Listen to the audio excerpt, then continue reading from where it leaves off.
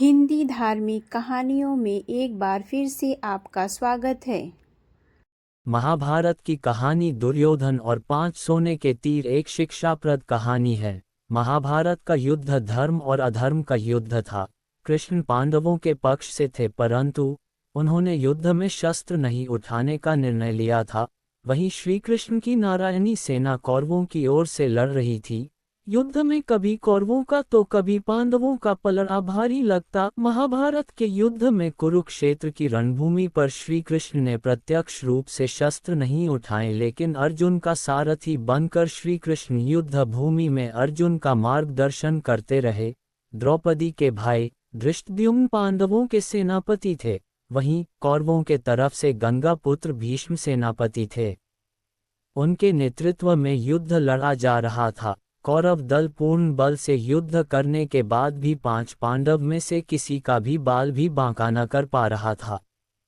कौरवों के प्रधान सेनापति भीष्म 10 दिनों तक पांडव सेना पर भारी पड़े थे। प्रतिदिन भीष्म हजारों सैनिकों को मार रहे थे, परंतु दुर्योधन भीष्म पितामह पर कहीं न कहीं संदेह कर रहा था।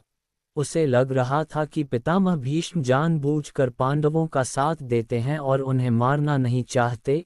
यही सोचकर एक रात दुर्योधन भीष्म से सीधे बात करने के लिए उनके पास शिविर में पहुंचा। जब दुर्योधन भीष्म के शिविर में पहुंचा तो देखा भीष्म चिंतनशील होकर शिविर में बैठे थे।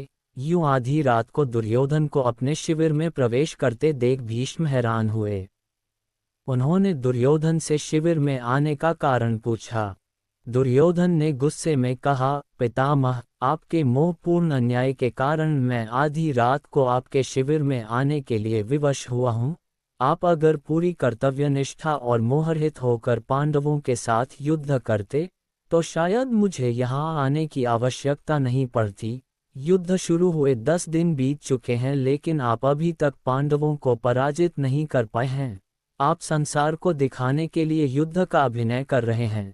आपको आज भी पांडवों से अति प्रेम करते हैं और आप मेरे सेनापति होते हुए भी पांडवों को युद्ध जीतते देखना चाहते हैं। अपने बारे में दुर्योधन के मुख से ऐसी बात सुनकर पितामह भीष्म बहुत दुखी हुए। दुर्योधन के मुख से कटु वचन सुनकर भीष्म ने दुर्योधन से पूछा, तुम क्या चाहते हो पुत्र दुर्योधन? दुर्योधन ने कहा, पांडवों की मृत्यु, और इसके लिए आपको अपनी दिव्य शक्तियों का प्रयोग करना होगा। पितामह भीष्म ने अपनी शस्त्र विद्या का प्रयोग करते हुए सोने के 5 अचूक तीर निकाले और इसे अभिमंत्रित करके बोले, दुर्योधन, तुम व्यर्थ में संदेह करते हो। इन बाणों से कोई नहीं बच सकता। कल का दिन युद्ध का अंतिम दिन होगा। एक ही दिन में 5 पांडवों को इन बाणों से समाप्त कर दूंगा। फिर पांडवों के मरते हुए युद्ध का परिणाम तुम्हारे पक्ष में होगा। पितामह भीष्म की बात सुनकर दुर्योधन प्रसन्न हुआ, लेकिन अगले ही क्षण उसके मन में पितामह भीष्म के प्रति संदेह उत्पन्न हो गया। कपटी दुर्योधन भीष्म की बातों को सुनकर प्रसन्न तो हुआ, परंतु अब दुर्योधन को भीष्म की बातों में भी छल कपट दिखने लगे। दुर्योधन ने भीष्म से कहा, पितामह, आपकी योजना बहुत अच्छी है, किंतु मुझे फिर भी संदेह हो रहा है कि आप इतनी जल्दी और आसानी से पांडवों को मारेंगे। हो सकता है आप मोहवश या प्रेमवश उन्हें न मार पाएं। अतः आप इन बाणों को मुझे दे दें। मैं युद्ध भूमि में आपको ये 5 बाण दूंगा और आपको आपके कर्तव्य की याद दिलाऊंगा। तब आप पांडवों का वध मेरे सामने कीजिएगा। दुर्योधन की बात सुनकर पितामह भीष्म ने 5 अभिमंत्रित बाण दुर्योधन को दे दिए। दुर्योधन अपनी संभावित जीत पर बहुत खुश था। वह बाण लेकर अपने शिविर में चला गया। भीष्म के शिविर के पास पहरा दे रहे पांडवों के एक गुप्तचर ने सारी बातें सुन ली। उसने महाराज युधिष्ठिर को आकर सोने के बाण के बारे में सूचना दी। तब भगवान श्री कृष्ण भी वहीं थे। युधिष्ठिर ने भगवान श्री कृष्ण से कहा, हे गोविंद, पितामह के इन तीरों के प्रतिकार हम कैसे करें? इस बात को सुनकर श्री कृष्ण युधिष्ठिर संग तुरंत ही अर्जुन के शिविर में पहुंचे और अर्जुन को पूरी घटना बताई। श्री कृष्ण ने अर्जुन से कहा कि पार्थ, तुम्हें दुर्योधन से उन 5 बाणों को मांगना होगा। श्री कृष्ण की बात सुनकर अर्जुन ने अचंभित होकर पूछा, दुर्योधन भला वो तीर मुझे क्यों देगा? तब श्री कृष्ण ने अर्जुन को स्मरण दिलाया कि एक बार अर्जुन ने दुर्योधन को यक्ष और गंधर्वों के हमले से बचाया था। तब दुर्योधन ने प्रसन्न होकर अर्जुन से कहा था कि वो कोई भी कीमती चीज दुर्योधन से मांग सकता है। उस दिन अर्जुन ने बात को टालते हुए दुर्योधन से कुछ नहीं मांगा था। अब वो समय आ गया है। अर्जुन को श्री कृष्ण की बात सुनकर सब स्मरण आ गया। युधिष्ठिर की आज्ञा से अर्जुन दुर्योधन के शिविर में पहुंचे। दुर्योधन अचानक अर्जुन को अपने शिविर में देखकर शशंकित हुआ। अपनी शंका को छुपाते हुए जोर जोर से हंसते हुए दुर्योधन ने अर्जुन से कहा, आओ अर्जुन आओ, क्षमा मांगने आए हो क्या? तुम्हारे प्रिय पितामह ने जो तुम्हारी सेना के साथ किया उससे भयभीत हो क्या?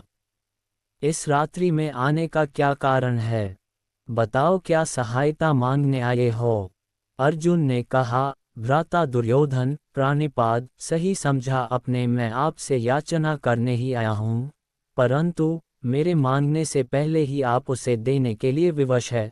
दुर्योधन हंसता हुआ बोला, मैं विवश हूँ अर्जुन।